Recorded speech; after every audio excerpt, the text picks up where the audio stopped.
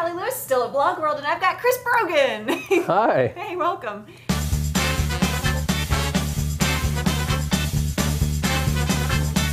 Chris is actually, I think, the most popular social media expert. Pretty much you go all around to corporations and speak a lot and kind of help corporations become less corporate.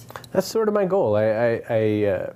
I spend my time trying to show them that it's okay to be personable, it's okay to be human, and that we want those relationships now. We've gone from this place where we've lost a lot of trust in all the businesses we do business with.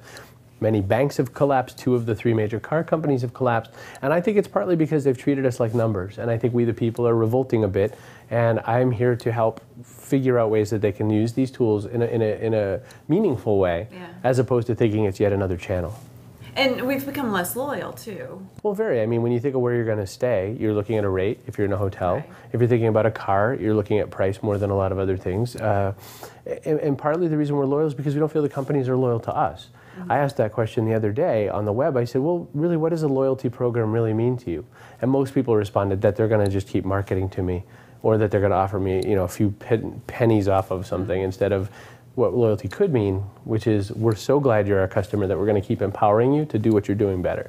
Well, I'll step away from that and say I am very loyal to a hotel chain called Kimpton. Oh, I've heard of them. I've not stayed there. They're awesome. Really? And they've done a fantastic job. I don't know that they're really taking advantage of social media, but I think they're the ones that really stand out to me as people who don't really, I get those emails and stuff, but actually they're good deals that I take advantage of every once in a while. Well, there you go. But, they're just, in everything that I experience with them, they're doing great. Anyway, it's just a side note. It's a great side note, though. Because I think that's exactly the thing is that, when we step away from our geeky selves, think of, the average person. I've watched your show forever. So the average person who watches and spends time with you has that feeling of they don't feel heard by other people. Right. So one of the things you do is you show them that you do hear them and you communicate and you connect.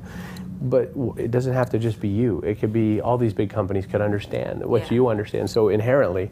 So that's what I'm trying to do is just point out how you do what you do. I was at your keynote and you were saying be the elbow of meetings and conversations. So really, if you know Sam and Sam does this and John needs this, then connect the two and really, even if it has nothing to do for you or with you, or you were not going to get any money or popularity out of it, do it and spend some time on that. That's exactly it. We being at the elbow of every deal is this opportunity where you're known for being the person who connected good business together. Mm-hmm. The more times you do that, the more that comes back, because then other people are looking out for your interest too.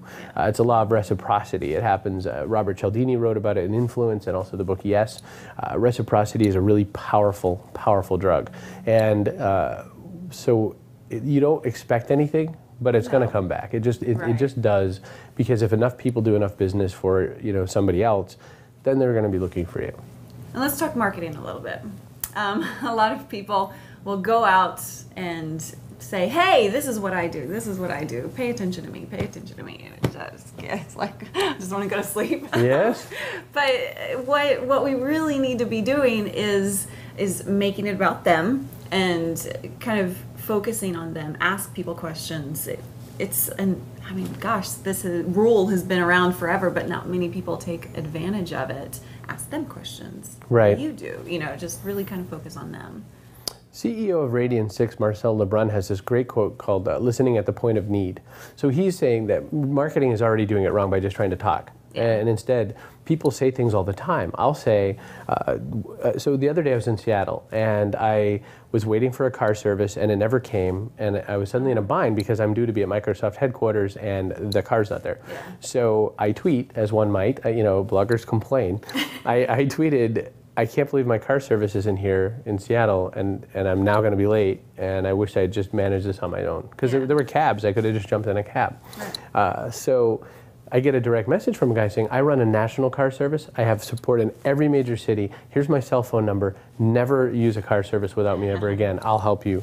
And I said, nice. Wow. Yeah. And he was right there. And so you could say it's opportunistic, but it solved my problem. Exactly. He solved my problem. I'm now loyal to this guy. So listening is so much easier to do than pushing your stuff on somebody, like you said about promotion. The other thing is, how many times can you promote to all your friends before they don't want to be your friend? How many times can you keep asking them to do something on your behalf before they're kind of done with you? And I don't know if it's ever happened to you, because I think you're a very nice person. But there's days where you really want to win. You're evil a little. But there's days when you want to win, and you kind of go over your bound a little. Right. And then one of your friends will call you out sort of private and like, whoa, tone your stuff down.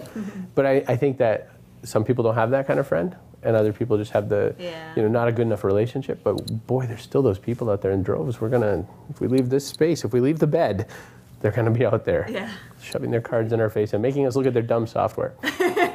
Chris, thank you so much for joining me. I'm gonna let you go back to the floor.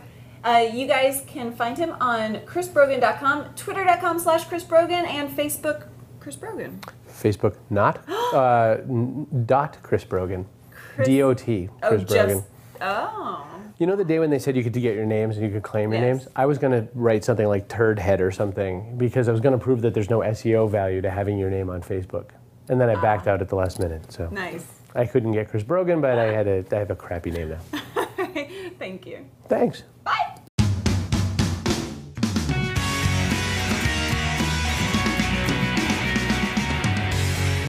Are you a robot?